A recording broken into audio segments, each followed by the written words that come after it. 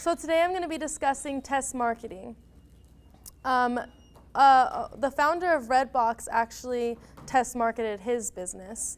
He got a DVD from Blockbuster once, and when he returned it late and got a $25 fee. And because of that, he tested the market and decided to see if he, with his business, Redbox, could try and just charge a $25 fee for unlimited rentals and see how it went, and it exploded in the market. Also, when I was a little kid, I used to write scripts because I'm a film writer and a playwright. And I used to write these little scripts, and I had one script that I was really excited about, but I wasn't sure if I was going to be able to perform it in front of my family because it would require my cousins and my little brothers to be in it.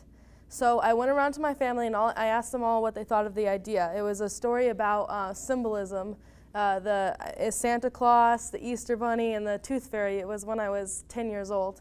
Were all in it, and at the end you discover that they weren't real, but they all represented something.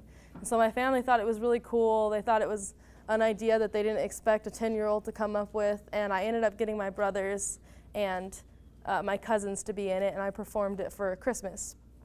So I'm going to be discussing what test marketing is, when you use it, and why it's important. What is it? The actual definition of it is pitching an idea to the general public to test how effective it'll be on the market. So when I was giving my example on Redbox, he test marketed by he wasn't dead set on putting that into his business, putting $25 fee for unlimited rentals. He was just testing it. So it wasn't something that was permanent already. Me, I wasn't sure if I was going to do my play yet, and I wasn't sure if I was going to have the people that would want to be in it. So by me asking my friends and family what they thought, I was test marketing. When do you use it? You can use it in business, so like the Redbox guy did, or you can use it in a small business or a home business and find out who your competitors are and who's around in the area that you'd like to start your business in. You can also find out if the business is something that people in your area are interested in and if it's going to return your investment. Event planning, if you're doing something like a wedding perhaps, and you want to do something in your wedding but you're not sure if you have the budget for it, test marketing would look a little something like asking people who have done a similar thing in their wedding and seeing if it worked out for them, how much it costed them, who they talked to, if they got a discount, that kind of stuff.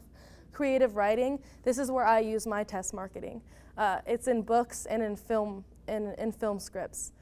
And when I write a film, I have an idea, and before I even write the script for the idea, I'll go and I'll ask my friends and family first if they like the idea and if they think it's a good idea. And then I'll ask strangers what they think. Because it actually says in the book, How to Save a Cat, Blake Snyder says, and I quote, "It doesn't matter who is encouraging you on the friend side of your life, it's the strangers you really need to impress." And what he meant by that is, if I have an idea that I really like and all of my family is supporting me and they really like, they're not the ones that are paying me. They're not the ones that are going to be buying my script. It's the strangers, the people that don't actually care about me, and they just want to know if I have a good idea that'll be returning my investment. Also, you can use it in relationships. A lot of people don't think of it like this, but when you seek wisdom or when you ask people about advice on a relationship, if you like someone and you want to ask them out or you want to ask them on a date and you ask people what they think about that, it is also called test marketing, and the reason is because relationships cost you money. When you want to take care of your girlfriend, especially for men, this test marketing actually is more for men in relationships. It's going to cost you something to have a girlfriend. It's going to cost you something to have a wife. So test marketing in a relationship is going to look a lot like asking the advice of other people. Do they think this girl is right for you? That kind of stuff. Why is it important? The main two reasons why it's important is, one, to save you time and money. You don't want to invest in something that's not going to return your investment. You want to save your time and money. So if you have a great idea that you really love and it turns out to be not that great of an idea, it's going to save you time and money and you can move on with your life. Also, to help you perfect your idea. Blake Snyder in his book, How to Save a Cat, also says, and I quote, "You may discover that the novel you wanted to write about your true story experience at summer camp means a whole lot more to you than it does to anyone else." You want to perfect your idea. And although you may have a great idea, it may not be perfected yet, and it may still not return your investment. So what you want to do with that is find out what people think, where they see the downfalls are, and where they get bored. And that is where you're going to perfect your idea.